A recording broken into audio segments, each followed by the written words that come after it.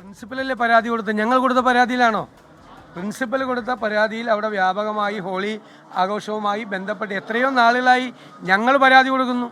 ഈ വിഷയവുമായി ബന്ധപ്പെട്ട് എത്രയോ പ്രാവശ്യം ഞങ്ങളുടെ നേതാക്കളടക്കമുള്ള ആളുകൾ അവിടെ പോയി സംസാരിച്ചിട്ടുണ്ട്. SFI നേതൃത്വത്തിൽ ഇതിൻ്റെ എന്താണ് ഇത് പലതരത്തിലുള്ള സെയിലാണ് അവിടെ നടക്കുന്നത്. വലിയ ക്വാണ്ടിറ്റി കൊണ്ടുവന്നിട്ട് സെയിൽ നടക്കുകയാണ്. അതിന് SFI നേതാക്കളെ പിടിച്ചതിന് പറയില്ലേ?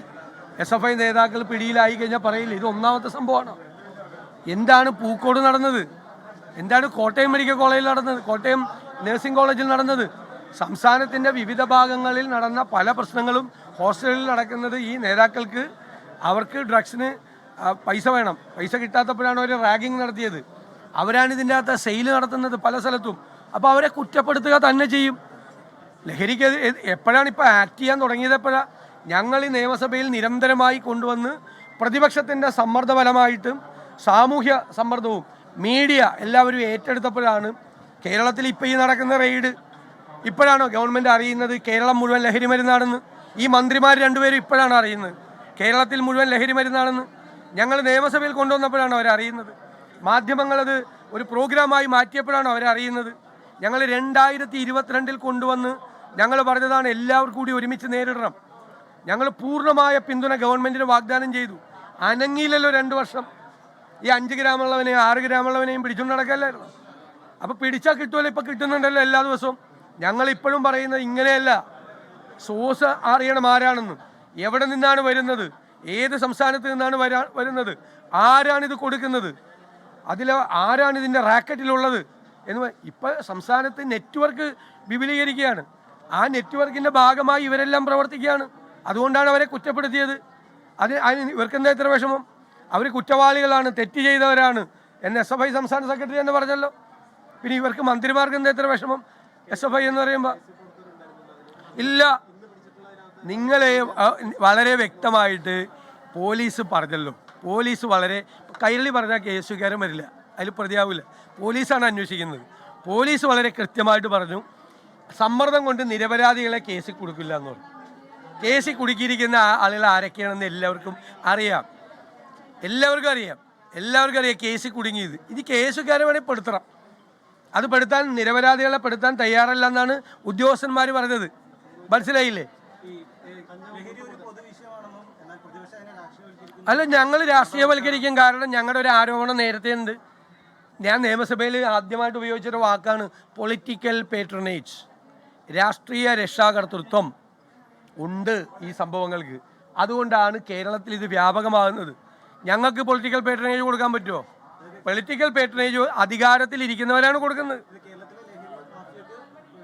പൊളിറ്റിക്കൽ പേട്രണേജ് ഉണ്ട്, കൊടുക്കുന്നുണ്ട്. അത് നേതൃത്വം അറിഞ്ഞുകൊണ്ടാണോ? ആലപ്പുഴ, കൊല്ലം ജില്ലകളിൽ പിടിച്ച കേസുകൾ നിങ്ങളൊന്ന് അന്വേഷിക്കുക. ആരായിരുന്നു അതിൻ്റെ പുറയിൽ? ഒരു ലോഡ് പിടിച്ചല്ല. ആരായിരുന്നു അതിൻ്റെ പുറയിൽ? നിങ്ങൾ അന്വേഷിക്കുക. കംപ്ലീറ്റ് ആയിട്ടുള്ള കാര്യങ്ങൾ അന്വേഷിക്കുക. ഒരു പൊളിറ്റിക്കൽ പേട്രണേജ് കൊടുക്കുന്നുണ്ട്. യുവജന വിദ്യാർത്ഥി സംഘടനകൾക്ക് അതുമായിട്ട് ബന്ധമുണ്ട്. അപ്പോൾ അവരതിൽ നിന്ന് മാറ്റണം. മുതിർന്ന നേതൃത്വം പറഞ്ഞ് ഇത് കേരളത്തിന് അപകടമാണ്, ഇത് ചെയ്യരുത് എന്ന് പറഞ്ഞ് മാറ്റണം. അവർ പിടിയിലാവുമ്പോൾ ഞങ്ങൾ മിണ്ടാതിരിക്കണോ? SFIയുടെ യൂണിയൻ ജനറൽ സെക്രട്ടറി പിടിയിലാവുമ്പോൾ ഞങ്ങൾ മിണ്ടാതിരിക്കണോ? ഞാനതുകൊണ്ടാണ് ചോദിച്ചത്. പൂക്കോടുണ്ടായ സംഭവം, ഈ കോട്ടയത്തുണ്ടായ സംഭവമൊക്കെ ഇതിൻ്റെ തുടർച്ചകളല്ലേ? അവിടെ എല്ലാം ലഹരി മരുന്ന് ഉപയോഗിച്ച് 150 പേരുടെ മുന്നിലാണ് ഒരാളെ വിവസ്ത്രനാക്കി റാഗിങ് നടത്തിയത്. പൂക്കോട് അയാൾ ആത്മഹത്യ ചെയ്താണോ കെട്ടിത്തൂക്കിയതാണോ ഇപ്പോഴും അറിയില്ല. എന്താ ചെയ്തത്? കോട്ടയത്ത് കോമ്പസ് കൊണ്ട് ശരീരം മുഴുവൻ കീറിയ സ്ഥലത്ത് ഫെവിക്കോൾ ഒഴിച്ച്. അത്ര ക്രൂരമായ റാഗിങ്ങിന് ചെയ്യണമെങ്കിൽ ഡ്രഗ് അഡിക്ഷനെ പറ്റുള്ളൂ. അപ്പോൾ അതാരാ നേതൃത്വം കൊടുത്തത്? സംഘടനാ ഭാരവാഹികൾ. അപ്പോൾ ഞങ്ങൾ പറയാതിരിക്കുമോ? ഞങ്ങൾക്ക് അങ്ങനെ ഒരു ആരോപണമുണ്ട്. ആ ആരോപണം പറയുക തന്നെ ചെയ്യും. ഇല്ലെങ്കിൽ അവരതിൽ നിന്ന് പിന്മാറ്റണം.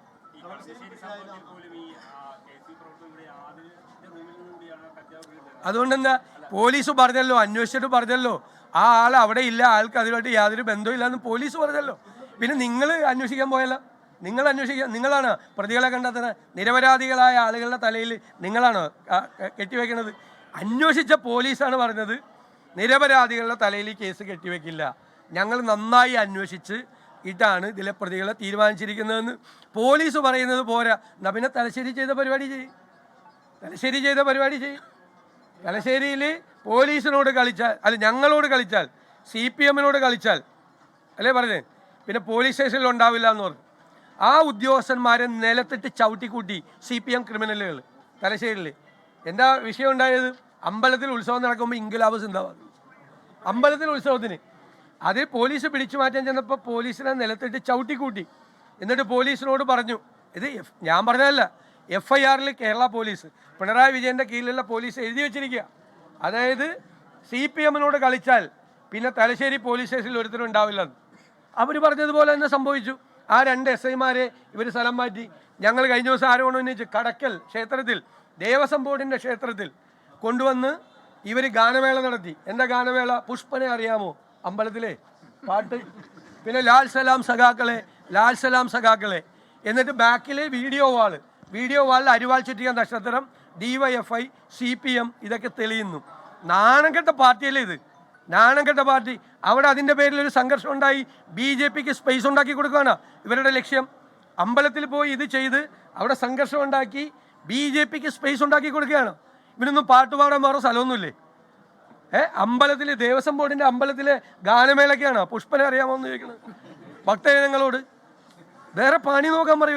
ഇവർ ഏത് ലോകത്തെ ജീവിക്കുന്നത്? അധികാരത്തിൻ്റെ അഹങ്കാരം തലയ്ക്ക് പിടിച്ചിരിക്കുക, അതാ പ്രശ്നം.